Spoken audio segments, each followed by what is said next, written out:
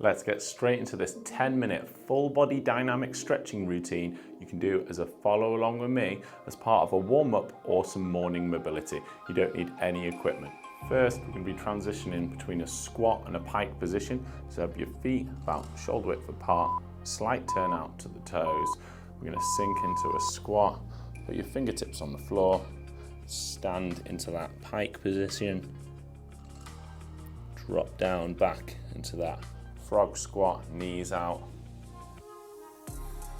standing back up, drawing the chest down towards the quads, and then sinking the hips down, knees pushed out, posturing upright as much as possible. I want you to keep your heels on the floor throughout this, maintaining even pressure between the ball of your foot, the heel, but also the inside and outside edges of your feet. Really drive those knees out wide, posturing up tall.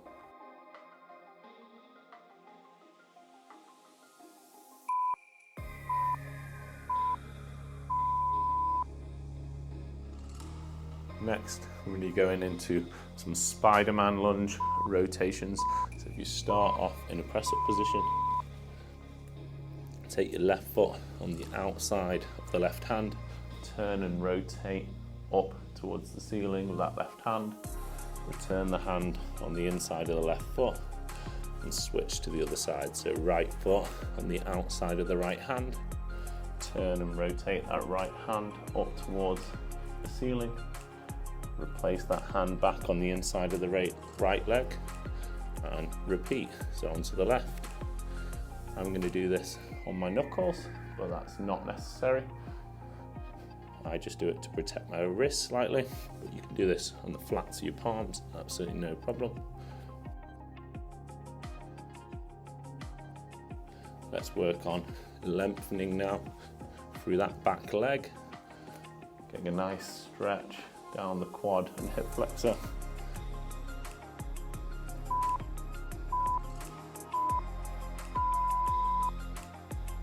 Great job. Okay, moving on to a slightly challenging one now. We're going to do a sumo squat, and then we're going to transition between split squats. So feet wide, sumo squat down. As you come up, you're going to turn both feet one way, drop into a split squat, and back to the center. Sumo squat, wide stance, toes out. As you come up, you're going to come up and over into a split squat position. Taking it nice and slow, toes out for the sumo, knees out. As you drop into the split squat, engage the glute on the back leg to feel a nice stretch up here. Wide sumo stance, sinking down. Engaging that glute, slight pelvic tilt as you drop into this split squat.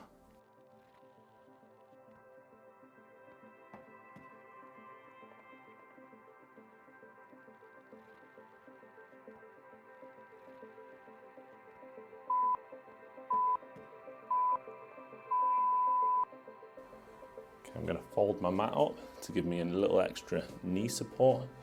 And we're going to do a hip to hamstring, so on the left knee, right leg out forwards. We're going to go hip flexor stretch to hamstring stretch. As you drop into this hip flexor, engage the left glute. And then come onto the heel, point the toe, lean the chest forwards. We're just pausing for a brief moment. But we're keeping a little bit of a flow to this, keeping this a dynamic routine. Try not to collapse forwards, keep some length to your spine as you drop into this hamstring stretch. Don't worry about fully locking out the knee either. Do straighten the leg, but you can allow a slight bend in the knee, helping feel the hamstring a little higher up.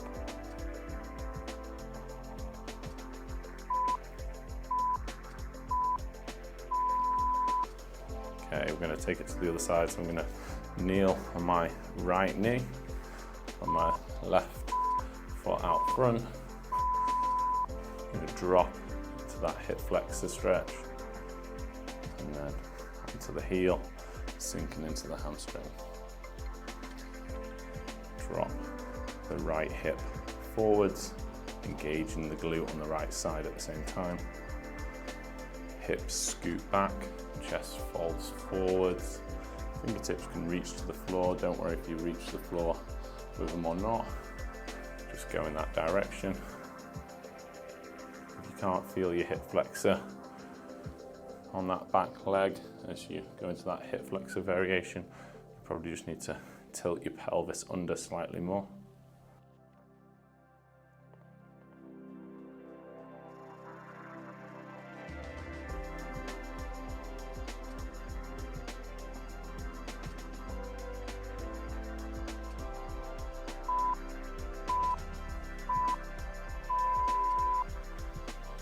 Okay, we're going to mobilize the T-spine, the thoracic spine, with some alternating T-spine rotations.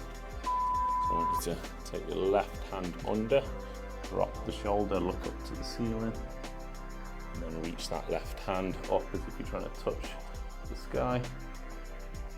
Plant that down. We're going to go with the other side. So right hand reaches under, drop the shoulder, look up towards the ceiling. And then turning around, looking up towards that hand as you point.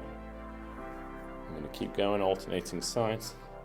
I want you to really drop that shoulder down. As you do that, you should be able to push off the opposite hand, giving yourself some rotation.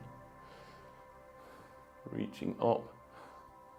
Good one for opening out the chest. Very commonly tight.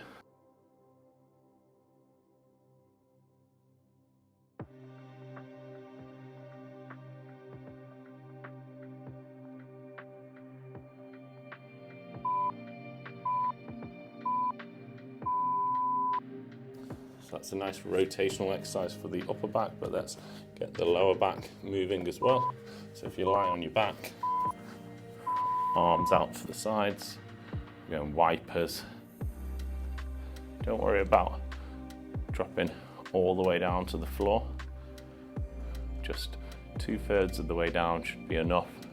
You're trying to keep the opposite shoulder blade in contact with the floor. Knees stay at a 90-degree angle. Make sure your heels aren't dropping down too low. Really pinning the opposite shoulder down.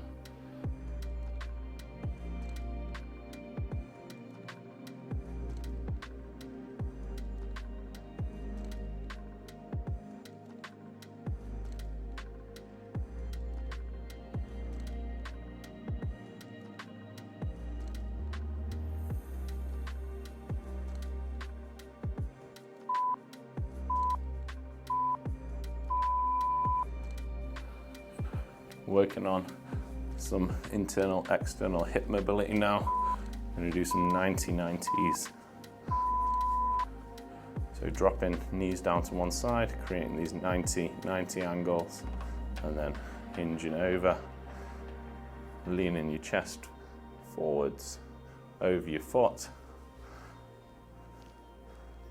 As you can see, I'm using my hands behind me to prop myself up, keeping some length to my spine. But if you're a little bit more flexible, you could hover your hands out front, but try and make sure that you're staying nice and lengthened with that spine.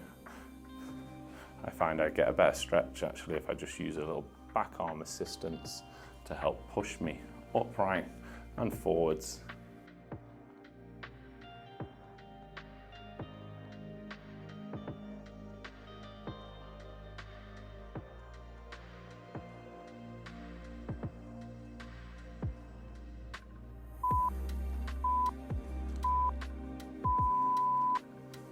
Let's finish off with some shoulder mobility. You can do this standing or kneeling. Have your hands behind your back. Pull the elbows together. Angel wing up and overhead. Bringing it back round behind your back. And relaxing your shoulders forwards. Retract your shoulders back. Pinching the elbows together. Big angel wing arc overhead. Gently touch your fingertips, coming back round, keeping an open chest and shoulder position, and then relaxing forwards.